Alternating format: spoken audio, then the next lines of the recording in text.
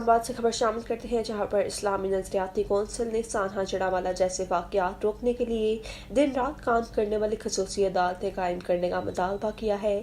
اسلامی نظریاتی کونسل کے خصوصی اجلاس کے بعد چیئرمین ڈاکٹر قبلہ یاز نے خصوصی اعلامیہ پڑھ کر سنایا اور کہا کہ اسلام اور دیگر تمام مذاہب میں عبادت خانوں کے تحفظ کی ضمانت دی گئی ہے۔ عبادت گاہوں پر حملہ کرنے، انہیں مسمار کرنا اور ان کی توہین کرنا قابل مذمت فعل ہے اور رائج پاکستانی قوانین کے مطابق جرم اور حرام ہے۔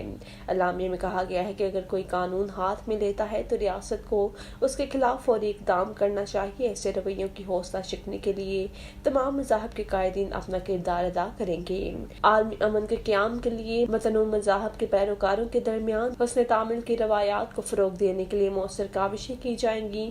مذہبی قائدین اس رجحان کے انسداد کے لیے اجتماعی کوششیں کریں گے۔ بین المذاہب حسن تعامل اور تفاہم کو فروغ دینے، پرامن طریقے سے مل جل کر رہنے سے ہی مذہبی، سماجی اور سیاسی مسائل پر قابو پایا جا سکتا ہے۔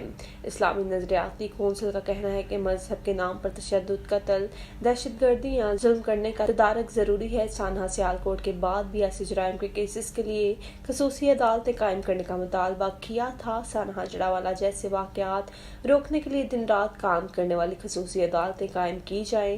ایسی عدالتیں جو دن رات سماعت کر کے جرائم پر اکسانے اور منصوبہ بندی کرنے والوں کو قرار واقعی سزا دیں۔ اسلامی نظریاتی کونسل نے کہا ہے کہ کسی بھی مذہب میں نفرت انگیز رویوں، تشدد اور انتہا پسندی کی کوئی گنجائش نہیں اور مذہب کے نام پر تشدد، قتل، دہشت گردی یا ظلم کرنے سے گریز ضروری ہے۔ اسلام اور دیگر تمام مذاہب انسانی احترام اور تکریم کا درس دیتے ہیں۔ مذاہب کے پیروکار کو اس حوالے سے اپنی مذہبی تعلیمات پر عمل کرنا چاہیے۔